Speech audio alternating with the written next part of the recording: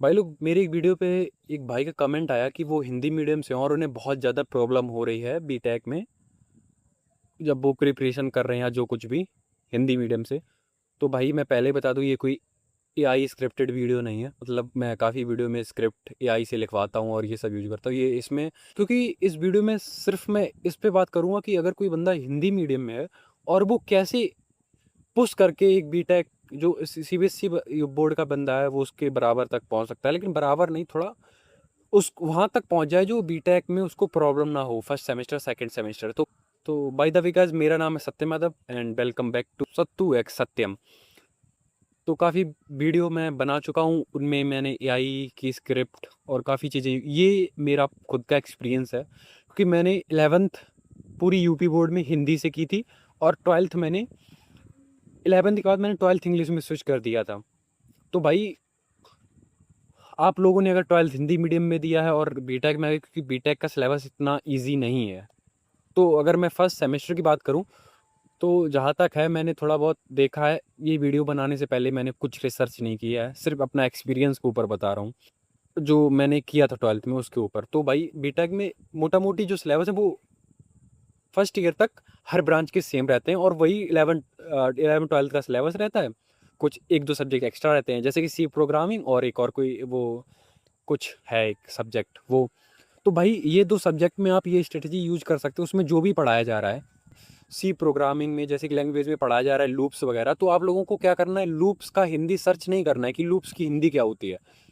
आप लोग बस यही रखना है कि लूप्स ये है और इसका इसका मतलब ये होता है, मतलब लूप्स में ये यूज होता है कोई भी वेरिएबल्स को कैसे, जैसे कि 1 to 100 तक कैसे टाइप करना है, वो सब है लूप्स में। अभी मैं भी बेसिक्स पे हूँ। तो आप लोगों को ये नहीं कि लूप की हिंदी देख रहे हो, बिल्कुल भी नहीं करना है। मैंने 11th के बाद 2 से 3 मंथ किया था, मैं 11th में था। वहाँ पे लिमिट्स, सीमा ईमा, जो उसको लिमिट्स को सीमा बोलते हैं शायद मैथ में। तो भाई मैंने जब 12th में स्विच किया तो एक सीबीएसई बोर्ड का बंदा था, उससे मिला कि वो उसने 8th में ही स्विच कर दिया था यूपी बोर्ड से हिंदी मीडियम, यूपी बोर्ड से सीबीएसई बोर्ड में। तो वो बोल रहा था कि तुम्हें, तुम जो कुछ भी पढ़ाया जा रहा है तुम वही मान लो कि यही है, उसकी हिंदी जानने की कोशिश ना करो।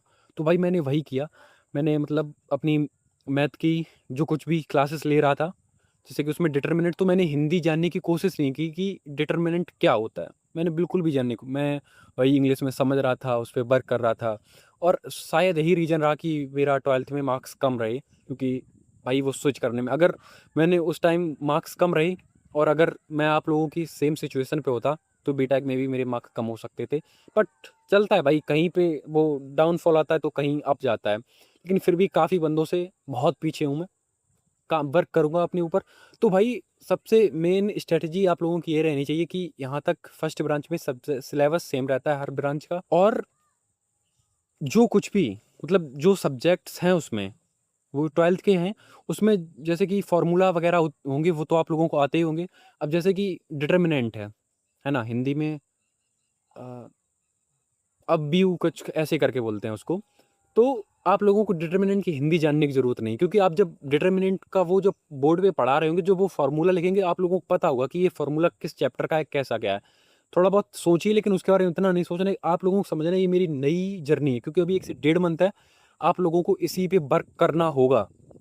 मैंने तो 12th, मेरी 12th ख़राब हो गई थी, लेकिन अब ये है कि मैं जो कुछ भी पढ़ रहा हूँ मेरे को सब समझ में आ रहा है। लैंग्वेज में सी लैंग्वेज कॉलेज वाला की प्लेलिस्ट पढ़ रहा हूँ, वो पूरा इंग्लिश में पढ़ा रहे हैं, मेरे को समझ में आ रहा है क्योंकि मैंने 1 साल वहाँ पे अपना टाइम वेस्ट जो कुछ भी है मैंने रगड़ा है। तो आप लोगों के पास अभी 2 मंथ है, और जो आज से 6 7 मंथ 8 मंथ बाद जो वो होगा सेमेस्टर, जो फर्स्ट सेमेस्टर का एग्ज़ाम, तो उसमें आप लोग कर सकते हैं बेस्ट। अगर आप लोगों ने जो मैंने बताया वही करेंगे, सी लैंग्वेज जो कुछ भी नया आएगा उसमें तो आप लोगों को बिल्कुल हिंदी सर्च करनी ही नहीं है।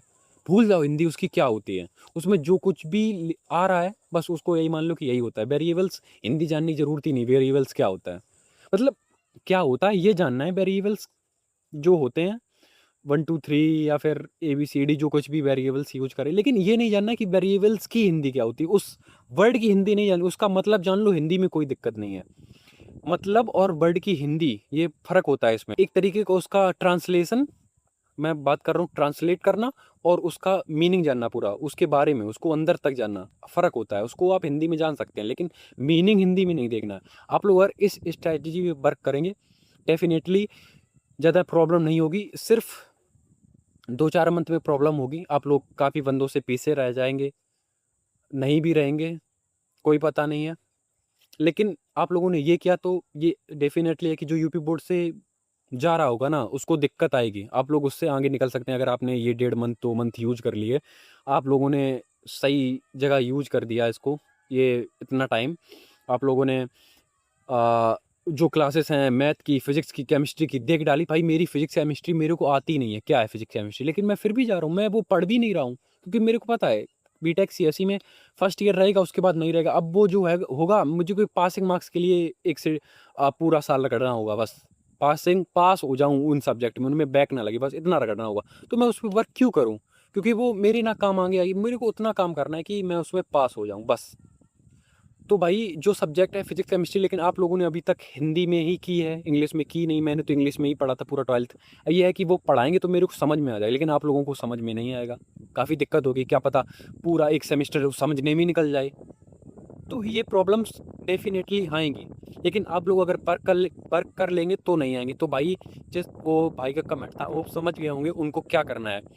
बता दो कि ये वीडियो मैं उनके लिए बना रहा हूँ। मैंने बोला था भाई कमेंट करो, जो भी कुछ भी डाउट है मैं कमेंट में बताऊंगा। अगर मेरे को लगा कि इसके ऊपर वीडियो मैं बनाऊंगा।